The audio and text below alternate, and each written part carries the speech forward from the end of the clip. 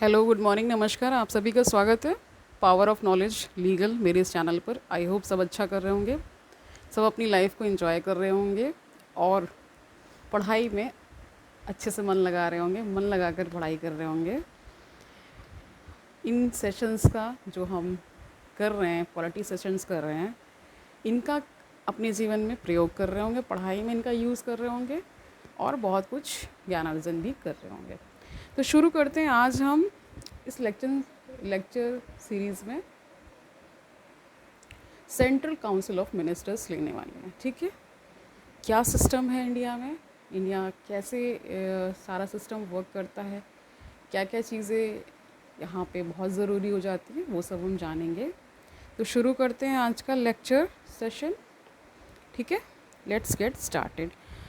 तो हम सभी जानते हैं constitution of India provides for a parliamentary form of government. यानी पार्लियामेंट्री फॉर्म ऑफ गवर्नमेंट का मतलब ये होता है कि parliament is the supreme authority to legislate the laws. यानी जो लॉज बनते हैं, जिनका पालन हमें करना होता है, जिसके थ्रू सारी मशीनरी वर्क करती है,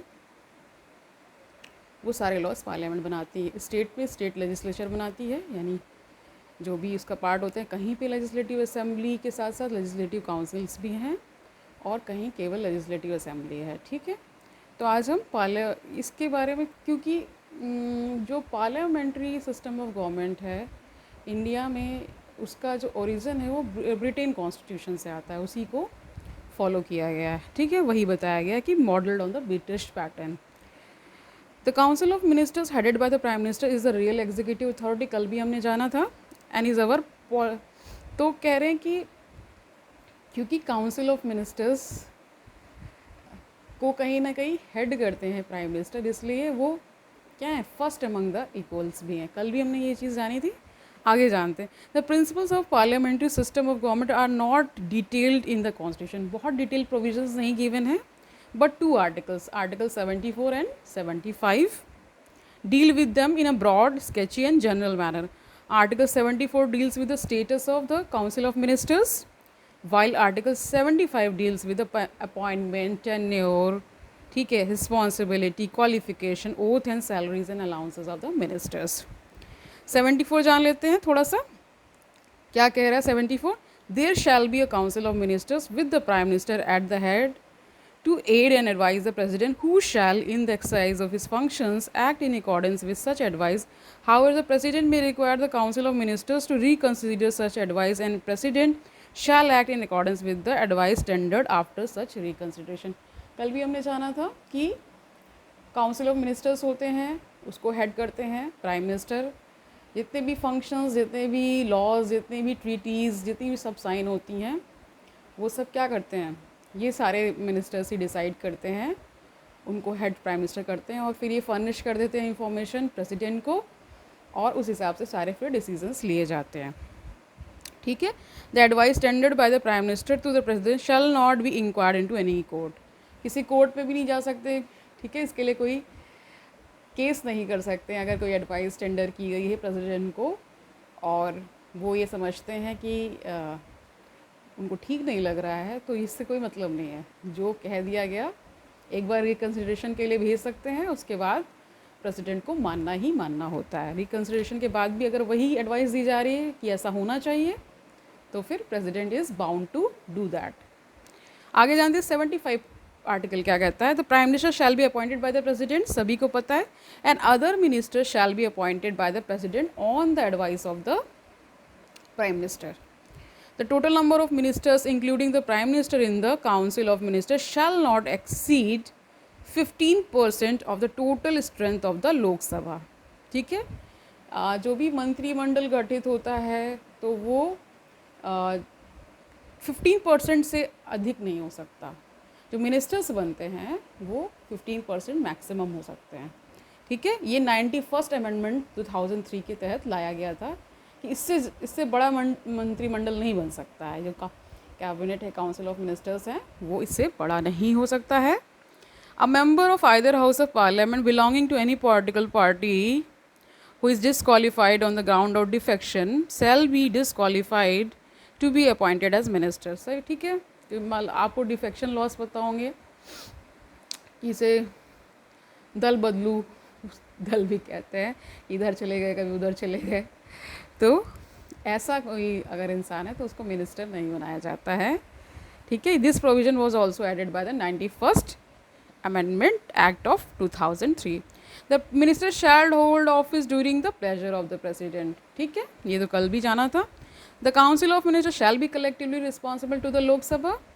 the president shall administer the oath of office and secret, सारे मिनिस्टर्स को प्रेसिडेंट ही ओथ दिलाते हैं और फिर उस हिसाब से सारी चीज़ें होती हैं। A minister who is not a member of the parliament either house for any period of 6 consecutive months shall cease to be a minister. अगर कोई ऐसे व्यक्ति को मिनिस्टर बना दिया गया है जो किसी भी हाउस को भी बिलोंग नहीं करते हैं, किसी भी हाउस के मेंबर नहीं है, तो मैक्सिमम वो 6 मंथ्स तक रह सकते हैं। अगर उसके बाद भी वो नहीं बनते हैं तो फिर उनको मिनिस्टर की पोस्ट से रिज़ाइन करना पड़ेगा या उनको हटा दिया जाएगा, ऐसा कहा जाता है, ठीक है। The salaries and allowances of the ministers shall be determined by the parliament. Parliament he decide करता है क्या सैलरीज होंगी, क्या उनके अलाउंसेज होंगे, क्या उनको पर्क्स एंड डिफरेंट फैसिलिटीज़ दी जाएंगी, सारा पार्लियामेंट ही डिसाइड करता है। 77 जानते हैं, conduct of business of government of India. All executive action of the government of India shall be expressed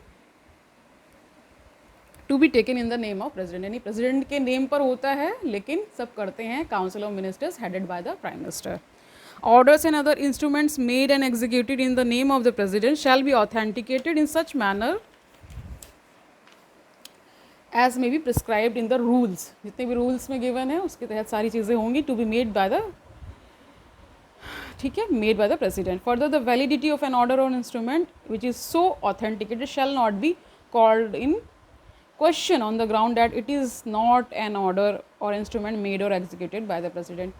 यही है कि मतलब इतना उनको पावर्स दी गई हैं कि ये चैलेंज नहीं हो सकता कोर्ट में, और प्रेसिडेंट भी नहीं कह सकते हैं कि ये तो कार्यक्षेत्र में नहीं आ रहा था तो फिर कैसे हो गया। नहीं, जो उनको टेंडर कर देंगे एडवाइस प्रेसिडेंट को वो उनको माननी होगी, उसी प्रकार सारी चीज़ें होंगी, क्योंकि वो रियल एग्जीक्यूटिव हैं और प्रेसिडेंट नॉमिनल एग्जीक्यूटिव हैं। The president shall make rules for the more convenient transaction of the business of the government of India and for allocation among minister of the said business, ठीक है। सारी राय मशवरा हो जाएगा, सिर्फ हस्ताक्षर कर देंगे, इनको ये मंत्रालय दिया जाता है, इनको ये दिया जाता है, लेकिन करते समय काउंसिल ऑफ मिनिस्टर्स हेड और ये प्राइम मिनिस्टर करते हैं कि उनके साथ कौन कौन रहेगा, उनके साथ कौन कौन क्या मिनिस्टर्स की पोस्ट को होल्ड करेगा, ठीक है, कौन सा मंत्रालय किसको क्या मिलेगा, ठीक है। 78 जान लेते हैं, duties of the prime minister. It shall be the duty of the prime minister, क्या क्या ड्यूटीज़ हैं, to communicate to the president all decisions of the council of minister relating to the administration of the affairs of the union and proposals for the legislation. कल भी जाना था कि सारी जितने भी इम्पॉर्टेंट डिसीजंस हैं जो भी एडमिनिस्ट्रेशन के लिए ज़रूरी होंगे लेने के लिए, वो उनको कम्युनिकेट कर देंगे प्रेसिडेंट को, प्रेसिडेंट को मानना पड़ेगा, ठीक है। To furnish such information relating to the administration of the affairs of the union and proposals for the legislation as the president may call for. जब प्रेसिडेंट कहेंगे कि ऐसे कोई आवश्यकता है कि कुछ करना चाहिए, कोई लेजिस्लेशन से रिलेटेड यानी कोई विधान होना है, कोई लॉ का मेकिंग होना है, तो फिर ऐसा वहाँ पे होता है कि डिस्कस करते हैं और फाइनल, क्योंकि अंतिम जो हस्ताक्षर वो प्रेसिडेंट एसेंट देते हैं ना बिल में, तभी वो एक्ट या लॉ बनता है। इसलिए इनकी पोजीशन इसलिए भी ज़रूरी हो जाती है, और पार्लियामेंट का पार्ट प्रेसिडेंट हैं इसलिए भी इनकी इम्पोर्टेंस है। ज़रूरी रबर स्टैम्प का काम करते हैं, लेकिन वो रबर स्टैम्प भी तो ज़रूरी है, बिना सिग्नेचर के तो कुछ होगा नहीं, तो इसलिए भी इनकी इम्पोर्टेंस है। ऐसा नहीं कह सकते हैं कि प्रेसिडेंट की कोई इम्पोर्टेंस ही नहीं है, लेकिन मेजर डिसीजंस जो हैं वो प्राइम मिनिस्टर लेते हैं, और क्योंकि काउंसिल ऑफ मिनिस्टर्स उनको एडवाइस करते हैं प्राइम मिनिस्टर को, ऐसा होना चाहिए, क्योंकि हर काम तो प्राइम मिनिस्टर नहीं कर सकता, इसलिए डिफरेंट मिनिस्ट्रीज़ बनाई गई हैं, डिफरेंट उनका एलोकेशन होता है, डिफरेंट मिनिस्टर्स बनते हैं, उस अकॉर्डिंग सारी चीज़ें होती हैं, लेकिन सारी रिपोर्ट वो प्राइम मिनिस्टर को ही करते हैं सारे मिनिस्टर्स, ठीक है। आगे जानते हैं आर्टिकल 88 जानते हैं, rights of ministers as respect the houses. Every minister shall have right to speak and take part in the proceedings of either house, any joint sitting of the houses and any committee of the parliament of which he shall he may be named a member but he shall not be entitled to vote. यही बता रहे हैं कि हर minister के पास क्या right है, right to speak है, और जो भी प्रोसीडिंग चलती हैं पार्लियामेंट उसमें टेक पार्ट कर सकते हैं, ठीक है। कोई जॉइंट सिटिंग है उसमें कर सकते हैं, कोई कमेटी बनती है पार्लियामेंट में तो वो रह सकते हैं, और उसका मेंबर भी हो सकते हैं। जो मेंबर रहेगा वो, जो मेंबर उस कमेटी का, उसको वोट का अधिकार नहीं होगा। Nature of advice by the ministers, कैसी नेचर, मतलब क्या नेचर होता है वो जान लेते हैं। Article 74 provides for a council of ministers with the prime minister at the head to aid and advise the president in exercise of his functions. 42nd और 44th amendment acts have made the advice binding on the president. ये दो amendments के तहत पहले advice binding नहीं थी लेकिन फिर binding कर दी गई. Further nature of advice tendered by the ministers to the president cannot be inquired by court. पहले भी जान लिया है कि किसी कोर्ट नहीं जा सकते हैं। अगर मान लीजिए कोई किसी एडवाइस से डिसअग्री करते हैं प्रेसिडेंट तो उसके लिए कोर्ट नहीं जा सकते हैं, ठीक है। This provision emphasizes the intimate and the confidential relationship between president and the ministers. In 1971, the Supreme Court held that even after the resolution of the Lok Sabha, the Council of Ministers does not cease to hold office. Article 74 is mandatory, and therefore the president cannot exercise the executive power without the aid and advice of the Council of Ministers. Any exercise of the executive power without the aid and advice will be unconstitutional. मतलब खुद से नहीं president कर सकते हैं। अगर मान लीजिए लोकसभा नहीं है, लोकसभा भंग हो चुकी है, तो कोई भी इंपॉर्टेंट डिसीजंस वो खुद नहीं ले सकते। वो ऑर्डिनेंस मेकिंग पावर का एक अलग प्रोविज़न है, वो भी कहीं ना कहीं कुछ समय के लिए होता है, बाद में तो उसे पार्लियामेंट बैठती है और फिर उसमें विचार विमर्श करती है। अगर वो लॉ बनाती है तभी वो लॉ बनता है, अदरवाइज़ उसे वो डिस्कार्ड भी कर देती है। अदरवाइज़ वो ऑटोमेटिकली वो कुछ 6 मंथ्स और 6 वीक्स के पीरियड के बाद ऑटोमेटिकली वो उसका कोई भी वैल्यू या उसका कोई भी मतलब वो इन्फोर्समेंट में नहीं आ सकती है, मतलब उसका इन्फोर्समेंट नहीं हो सकता है, फिर फर्दर नहीं हो सकता। वो जो समय है उतनी के लिए बस वो उसका रहेगा, मतलब वो यूज़ में रहेगी, उसके तहत सारी चीज़ें होंगी। लेकिन अगर लॉ नहीं बनता है पर तो फिर वो डिस्कार्ड हो जाता है, ठीक है। ऐसे बहुत सारे बिल्स हैं जो मतलब एक समय के बाद उनका अगर वो नहीं लॉ बन पाए हैं तो उनका फिर वो डस्टबिन में चले जाते हैं, ठीक है। आगे जानते हैं अपॉइंटमेंट ऑफ मिनिस्टर्स। जानते हैं the prime minister is appointed by the president while the other ministers are appointed by the president on the advice of the prime minister, ठीक है। ये भी जाना ही था हम लोगों ने। Usually the members of parliament, either Lok Sabha or Rajya Sabha, are appointed as ministers. A person who is not member of either house of parliament can also be appointed as a minister, but within 6 months he must become a member. ठीक है, ये भी पहले भी जान लिया हमने। A minister who is member of one house of parliament has the right to speak to and to take part in the proceedings of other house also, but he can vote only in the house in of which he is a member. मतलब जैसे मान लीजिए लोकसभा का member हैं तो राज्यसभा में भी बोल सकते हैं, बट वहाँ वोट का अधिकार नहीं होगा। जहाँ के मेंबर हैं वहीं पे वोट का अधिकार होगा। वहाँ बिल जब बनता है तो वहाँ ये वो यस नो करते हैं। अल्लाह कोई बिल बनता है तो उसमें यस नो होता ही है कि कौन किसकी तरफ है, यस की तरफ है, नो की तरफ है, तो वहाँ वो वोट करते हैं। लेकिन फिर फर्दर जो नेक्स्ट हाउस है उसमें उनको वोटिंग का अधिकार नहीं है, केवल वहाँ पे वो बैठ सकते हैं, अपनी बात रख सकते हैं, राइट टू स्पीक है, ये सारी चीज़ें हैं, ठीक है। ओथ एंड सैलरी जान लेते हैं। Before a minister enters upon his office, the president administers to him the oaths of office and secrecy. In his oath of office, the minister swears, क्या शपथ लेते हैं वो जानते हैं, to bear true faith and allegiance to the Constitution of India, to uphold the sovereignty and unity, integrity of India, यानी कि संप्रभु राज्य है भारत, तो उसकी अखंडता, उसकी जो सॉवरेनिटी है उसका वो पालन करेंगे, ठीक है। To faithfully and conscientiously discharge the duties of office, जो भी उनको ऑफिस के तहत ड्यूटीज़ दी गई हैं किसी भी मिनिस्टर को, उसका श्रद्धापूर्वक और नियमानुसार पालन करेंगे, ठीक है। शुद्ध अंतःकरण के साथ, ठीक है। To do right to all manner of people in accordance with the constitution and with law without fear और फेवर, अफेक्शन और इलविल, मतलब किसी के प्रति द्वेष भावना, किसी के प्रति कोई फेवर नहीं करेंगे, कोई अफेक्शन नहीं रखेंगे, कोई इलविल भी नहीं रखेंगे, यानी दुर्भाव भी नहीं करेंगे, सब उनके लिए समान होंगे, ऐसा ओथ दिलाई जाती है, ठीक है। In his oath of secrecy the minister swears that he will not directly or indirectly communicate to reveal to any person any matter that is brought under his consideration or becomes known to him as a union minister except as may be required for due discharge of his duties as such ministers requires. यानी कि किसी मंत्रालय को hold करते हुए किसी ministers जो होते हैं वो उसकी सीक्रेसी को मेंटेन रखेंगे, कुछ भी कम्युनिकेट नहीं करेंगे किसी भी पर्सन को, क्योंकि ऐसा माना जाता है कि वो अनफेवरेबल हो सकता है, इसलिए नहीं किया जाता है कि उससे कुछ दुर्भाव या कुछ भी ऐसा क्रिएट हो सकता है जो कि कॉन्स्टिट्यूशन के लिहाज से अच्छा नहीं है. ठीक है, आगे जानते हैं सैलरीज एंड अलाउंसेस जान लेते हैं थोड़ा सा. Salaries and allowances of ministers are determined by the parliament from time to time. A minister gets the salary and allowances that are payable to a member of parliament. ठीक है, okay.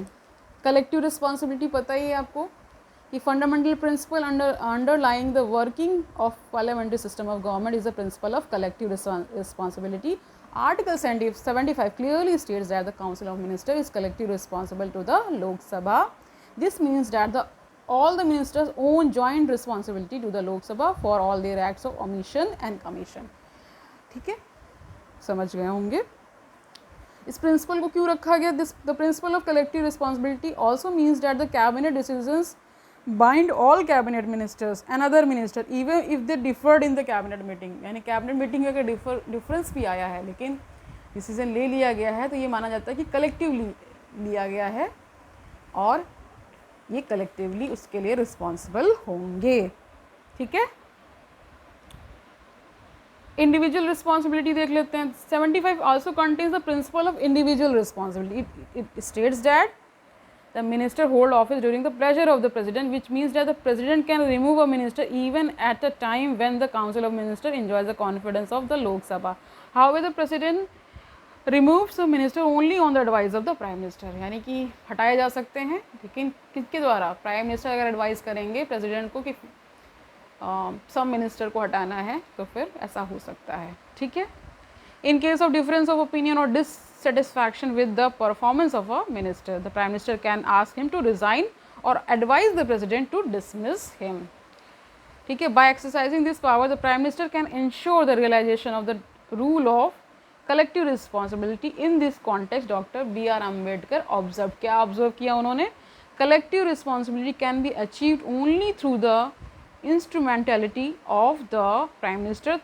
Therefore, unless and until we create that office and endow that office with statutory authority to nominate and dismiss ministers, there can be no collective responsibility. क्योंकि कह रहे हैं कि जब तक collectively responsible नहीं होंगे तो फिर ये होगा कि कोई कुछ भी कर रहा है, मतलब कोई डिसीज़न ले रहा है और उसमें कोई दूसरे को इंक्लूड ही नहीं कर रहा है, तो ऐसा नहीं होगा.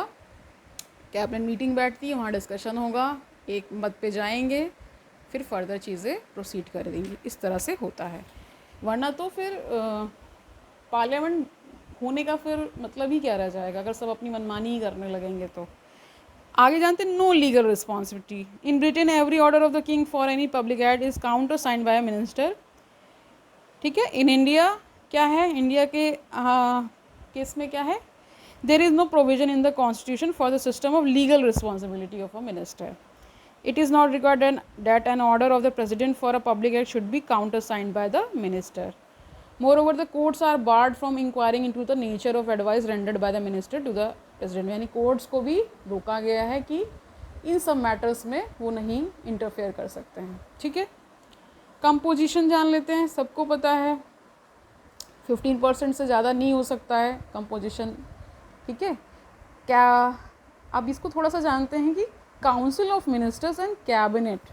The word Council of Ministers and Cabinet are often used interchangeably, though there is a definite distinction between them. They differ from each other in respect of composition, function and role. The differences are following. क्या difference है वो जानते हैं. Council of Ministers क्या है? It is a wider body consisting of 60 to 70 ministers. Cabinet क्या है? It is a smaller body consisting of 15 to 20 ministers. Council में क्या है, it includes all the 3 categories of minister, that is cabinet ministers, ministers of state and deputy ministers. That means council of minister includes cabinet. Okay, it includes the cabinet में जानते हैं क्या है, it includes the cabinet ministers only, thus it is a part of council of ministers. Council of ministers में it does not meet as a body to transact government business, it has no collective functions. Cabinet में क्या है, it meets as a body frequently and usually once a week to deliberate and take decisions regarding the transaction of government business, thus it has collective functions. Council of Ministers, it is vested with all powers but in theory. Cabinet में क्या है, it exercises in practice the powers of the Council of Ministers and thus acts to the letter. It Council of Ministers क्या है, it functions are determined by the cabinet. ठीक है, cabinet में फिर it directs the Council of Ministers by taking policy decisions and are binding on the all the ministers. Council of ministers में आगे जानते हैं, it implements the decisions taken by the cabinet, यानी कि कैबिनेट शक्तिशाली नज़र आ रही है. ठीक है, इट्स कैबिनेट में क्या, it supervises the implementation of its decisions by the council of ministers. Council of ministers क्या है, it is a constitutional body dealt in detail by the article 74 and 75 of the constitution. Its size and classification are however not mentioned in the constitution. Its size is determined by the prime minister according to the exigencies of the time and requirements of the situation. इसमें क्या है, cabinet में क्या है, it was inserted in article 352 of the constitution in 1978 by the 44th constitutional amendment act. Thus it did not find any a place in the original text of the constitution. Now also article 352 only defines the cabinet, saying that it is a council consisting of the prime minister and other ministers of cabinet rank appointed under article 75 and does not describe its powers and functions. In other words, its role in our political administrative system is based on the conventions of the parliamentary government as developed in Britain. आप सभी को पता है जो Britain parliament है वो conventions पे चलती है, उनके कुछ नॉर्म्स एंड कन्वेंशंस हैं, उनका जो कॉन्स्टिट्यूशन है वो रिटन नहीं है, वो ओरल है. ठीक है, आगे जानते हैं काउंसिल ऑफ मिनिस्टर्स के केस में क्या है, it is collectively responsible to the lower house, that is the Lok Sabha. और इसमें क्या है, कैबिनेट में it enforces the collective responsibility of the council of ministers to the lower house of parliament. तो आज के लिए इतना ही रखते हैं, कल हम कुछ नया टॉपिक लेकर आएंगे, कुछ नया डिस्कशन करेंगे. ठीक है, आज के लिए इतना ही. पढ़ते रहिए, खुश रहिए, खुश होकर पढ़िए और इन्जॉय करिए रीडिंग को. ईश्वर पे थोड़ा सा भरोसा रखिए, अच्छा ही होगा, सब अच्छा होगा. कल मिलते हैं, तब तक के लिए हैव अ नाइस डे.